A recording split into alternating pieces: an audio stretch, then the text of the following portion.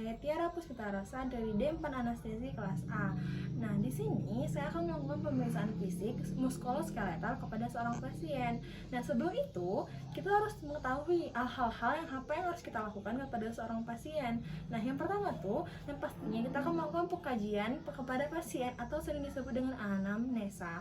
Nah, di sini pada pasien ini baik yang mengalami gangguan muskuloskeletal, karena ini adalah pemeriksaan muskuloskeletal atau ortopedi. Nah, yang pertama tuh ada 3 keluhan yang akan disampaikan kepada pasien yang mengidap ortopedi. Yang pertama tuh adalah keluhan nyeri yang mengidap ortopedi. Yang kedua, kita akan melihat riwayat penyakit dari riwayat keluarga dari si pasien tadi. Terus yang ketiga adalah pengkajian fisik muskuloskeletal dengan bagaimana seorang pasien itu berjalan, bagaimana seorang pasien itu menggerakkan anggota tubuhnya. Nah, sebelum itu kita tuh harus tahu dulu melalui palpasi atau melihat bagaimana sih pasien itu tadi datang, bagaimana cara berjalannya, ataukah bahunya ini lurus atau tidak, atau di atasnya tuh bahunya tuh agak ke atasan seperti ini, atau dia tuh berjalan agak senjang, misalnya kaki kanannya duluan dan kaki kirinya agak ke bawah seperti itu. Nah, yang pertama tuh kita akan melakukan pemeriksaan kekuatan otot, dan begini videonya. Baiklah, yang pertama itu adalah pemeriksaan kekuatan otot. Nah, di pemeriksaan ini dilakukan pada pasien yang memiliki darah baring yang sudah lama ataupun yang bisa pada pasien yang tidak memiliki darah baring. Nah, posisi pasien itu bisa duduk ataupun berbaring. Nah, indikasinya tadi kan untuk pasien yang telah memiliki darah baring yang lama. Nah, pertama itu adalah pemeriksaan yang dilakukan dengan meminta pasien menggerakkan tangan seperti ini, lalu akan dinilai skala berapa kekuatan dari tangannya. Oke, begini. Assalamualaikum Bapak. Nah, di sini saya akan melakukan pemeriksaan kekuatan otot kepada Bapak sebelum melakukan pemeriksaan fisik.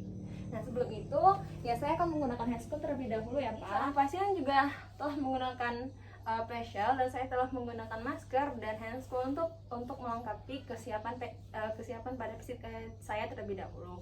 Nah, selanjutnya saya akan meminta pasien atau memperkenalkan diri saya terlebih dahulu kepada pasien, lalu pasien akan memperkenalkan dirinya kepada saya. Oke, selamat siang Bapak. Perkenalkan Pak, nama saya Tiara. Nah, saya yang bertugas pada jam 1 ini sampai jam 15 nanti Pak. Saya akan melakukan pemeriksaan fisik kepada Bapak. Nah, sebelum itu saya akan melakukan pemeriksaan kekuatan otot pada Bapak. Apakah boleh Pak? Nah, di sini pasien saya duduk, tidak berbaring. Nah, setelah itu saya akan memberikan skala berapa kekuatan otot Bapak. Boleh hadap ke saya Pak. Nah, luruskan tangannya.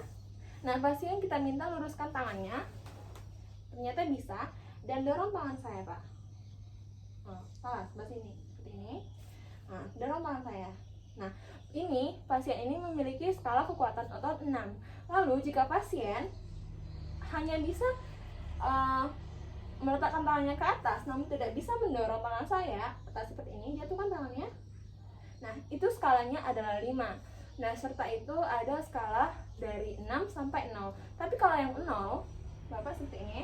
Jika kita minta seorang pasien untuk mengangkat tangannya lalu dia tidak bisa mengangkat, maka skala dari kekuatan ototnya adalah 0. Coba angkat tangannya Pak.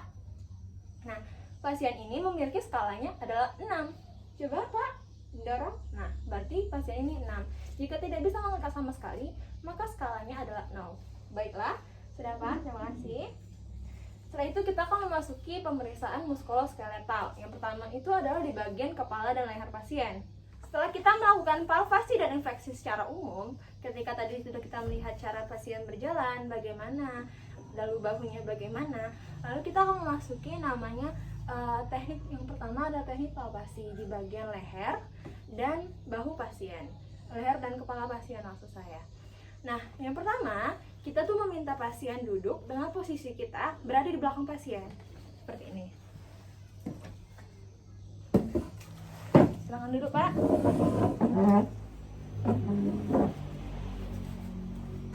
Nah, kita berada di belakang pasien seperti ini. Nah, kita letakkan jari kita seperti ini di sini pasien atau di leher pasien. Lalu kita lihat, kita palpasi, ada nggak sih benjolan di sini? Ada nggak?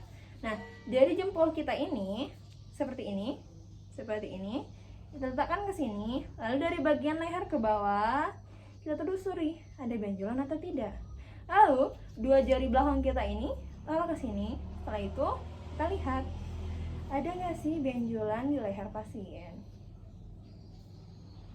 Nah, setelah kita melakukan palpasi di bagian leher tadi, ternyata di bagian leher pasien ini tidak terdapat benjolan. Namun di bagian sininya, nah di bagian dekat telinga terdapat benjolan. Nah, ini bisa kita lihat, ini emang tulangnya atau emang ada yang namanya benjolan disebabkan karena kelenjar.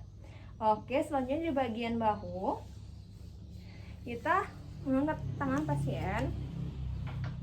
Sakit tidak, Pak? Seperti ini. Nah, dengan tangan seperti ini. Coba diangkat, Pak. Sakit, Pak? Tidak sakit. Dikebawahkan, Pak. Oke. Nah, berarti di bahu pasien juga tidak terdapat benjolan dan pasien bisa mengangkat tangannya dengan baik. Nah, kita bisa meminta pasien melakukan palpasi secara manual atau dia melakukannya sendiri, seperti abduksi, aduksi, dan rotasi, entah itu rotasi dalam ataupun rotasi luar. Coba Pak lakukan. Itu termasuk teknik abduksi dan aduksi. Lagi Pak, atas ke bawah kan Pak. Nah, seperti itu. Berarti leher pasien ini bekerja dengan baik. Diputar Pak, rotasikan kan. Dan palpasi yang dilakukan kepada pasien ini berhasil dan baik. Setelah itu kita memasuki ke bagian siku pasien. Oke Pak. Kita lihat dulu terlebih dahulu ada benjolan atau tidak di sekitar bahu pasien atau siku pasien ini. Nah, pas kita infeksi ternyata tidak ada benjolan, kita lihat tidak ada benjolan. Nah, selanjutnya kita akan melakukan pemeriksaan di bagian punggung pasien. Kalau misalnya ini pasien seperti ini duduk biasa, maka ini tidak ada gangguan pada punggung pasien, atau tulang punggungnya ini atau tulang belakangnya ini berjalan dengan berfungsi secara normal. Namun ada 4 indikasi. Yang pertama adalah kifosis, lordosis, skoliosis, dan namanya terakhir adalah gibus. Nah, ketika pasien mengidap kifosis, punggung pasien ini akan cenderung menghadap ke belakang seperti ke depan seperti ini. Nah, seperti ini.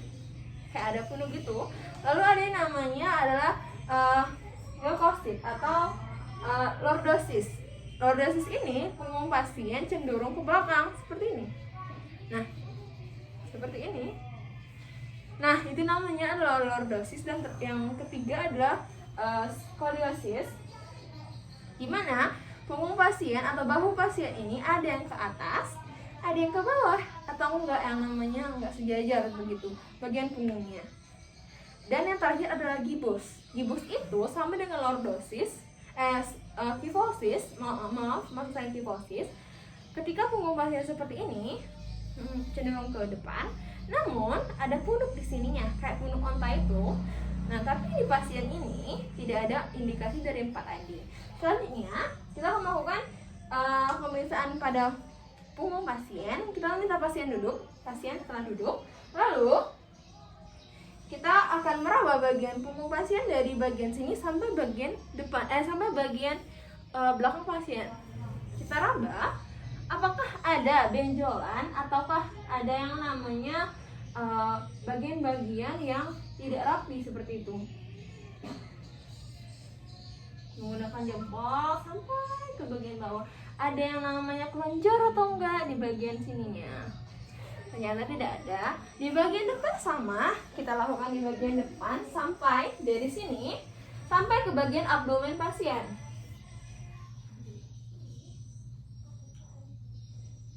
Dan ternyata tidak ada yang namanya benjolan dari bagian punggung sampai abdomen pasien. Tujuannya tadi, mengapa sih kita melakukan pemeriksaan di bagian punggung dari sini sampai sini tadi? Itu akan untuk melihat yang namanya kekuatan otot di bagian abdomen pasien ini. Nah, yang keempat atau yang tadi adalah pemeriksaan kaki. Nah, di sini pemeriksaan ini bertujuan untuk melihat kesenjangan antara kaki kanan dan kaki kiri. Kesenjangan ya antara kaki kanan dan kaki kiri. Nah, dan juga untuk mengukur panjangnya kaki dan untuk melihat kelainan bentuk seperti panjang timus ini, yang ini sama panjang nggak sama betisnya, seperti itu. Nah, ada dua hal yang harus diperhatikan untuk melakukan pemeriksaan kaki ini. Yang pertama tuh kita akan mengukur jarak antara malik usus dengan pinggang atau sias. Nah, yang kedua adalah malik usus dengan pusat, dari sini sampai ke pusat pasien. Baiklah, caranya kita menggunakan alat pengukur atau meteran ini. Kita akan ukur dari bagian sini sampai bagian sias. Nah, ternyata 37 inci. Lalu kita bandingkan bagian kaki kanan ini sama nggak sih panjangnya dengan bagian kaki kiri. Nah, ternyata sama sampai ke bagian sias pasien. Panjangnya juga 37 inci. Nah, selanjutnya kita akan mengukur dari bagian sini sampai bagian perut pasien. Sampai bagian sininya, bagian pusatnya. Ternyata di sini adalah 39,5. Apakah di sini sama? 39 juga. Dan ya, ternyata sama, panjangnya juga 39. Maka bagian kaki pasien ini tidak terdapat kesenjangan. Nah, itulah tadi yang namanya adalah pemeriksaan fisik muskuloskeletal kepada seorang pasien. Nah, selanjutnya kita akan melakukan pengkajian khusus kepada pasien. Yang pertama adalah pengkajian fotelakria yang bertujuan untuk melihat apakah pasien ini memiliki atau mengalami sindrom atau tidak. Contoh sindromnya adalah sindrom Turner carpal. Nah, kita tuh meminta pasien untuk meluruskan kedua tangannya seperti ini, lalu menekuk atau menariknya, nah seperti ini, lalu menyatukan kedua pergelangan tangan ini menjadi satu, perlahan, seperti ini. Nah, ditahan selama 60 detik. Nah, jika pasien tidak mengalami kesemutan, maka pasien tidak mengalami sindrom Turner carpal. Namun, jika pasien mengalami kesemutan, maka pasien bisa diindikasikan atau dicurigai mengalami sindrom Turner carpal. Selanjutnya ada pemeriksaan Tines. Nah, pemeriksaan ini ditujukan untuk pergelangan tangan pasien untuk melihat apakah di sini nih ada kesalahan atau sindrom Turner atau tidak, Nah, pertama kita meminta pasien untuk merilekskan tangannya. Setelah itu kita melakukan perkusi 3 kali ke bagian lengan tadi. Oke, baiklah. 1, 2, 3. Nah, jika kita telah melakukannya atau sebelum melakukannya pasien mengalami kesemutan, maka bisa dicurigai bahwa pasien itu mengidap yang namanya adalah Turner positif. Namun, ketika kita perkusi selama 3 kali, ternyata tidak ada respon atau yang namanya kesemutan, maka kesemutan itu hanya di bagian sini ya, pergelangan. Jika di bagian siku, itu tuh normal, itu namanya pegal. Itu disebut dengan Turner negatif ya, jika tidak terjadi apa-apa di pergelangan. Nah, selanjutnya kita bisa melakukan yang namanya reflex hammer menggunakan alat ini dengan cara perkusi juga di bagian lengan kita. 1, 2, 3. Nah, jika tidak ada yang namanya kesemutan pada lengan pasien atau pergelangan tangan pasien, maka tidak ada yang namanya Turner atau disebut dengan Turner negatif. Lalu, jika ada yang namanya kesemutan di bagian lengan pasien ini, maka Turner positif. Selanjutnya kita akan melakukan namanya refleks patella di bagian lutut kita, tapi dengan syarat kaki ini tidak boleh menyentuh tanah atau lantai. Seperti ini. Kita akan lihat refleks dari lutut kita bagaimana, dan harus rileks ya. Jangan ada tekanan sedikit kok. Oke. Kita tokok, kita perkusi. Nah, kita lihat di sini kita ini bergerak atau enggak. Nah, seperti itu. Itu namanya refleks dari patella kita. Nah, seperti itu. Nah, selanjutnya ada yang namanya adalah pemeriksaan tanda balon. Nah, pemeriksaan ini bertujuan untuk melihat apakah ada yang namanya kelenjar atau tidak di bagian lutut pasien. kita akan melakukan di bagian lutut pasien. Nah, dengan cara seperti ini, kita lihat pergerakan dari lutut pasien itu bagaimana sih, terus kita raba. Apakah ada benjolan atau cairan atau tidak di bagian lututnya. Nah, ternyata tidak ada yang namanya benjolan di dalam lutut pasien. Nah, berarti tidak ada namanya penumpukan cairan di patelanya. Nah, berarti tujuan dari tanda balon itu bertujuan untuk melihat apakah ada penumpukan cairan di patel atau tidak. Nah, baiklah Pak, itu tadi namanya pengkajian serta melakukan pemeriksaan fisik muskuloskeletal kepada Bapak, dan semua pemeriksaannya sudah selesai ya Pak. Oke, seperti itulah tadi pemeriksaannya, dan saya akan membereskan alat yang saya gunakan tadi. Dan ya, itulah tadi yang namanya pemeriksaan fisik muskuloskeletal kepada seorang pasien. Saya Tiara Busita Rosa. Jika ada salah kata dan perbuatan saya mohon maaf. Saya akhiri. Wassalamualaikum warahmatullahi wabarakatuh.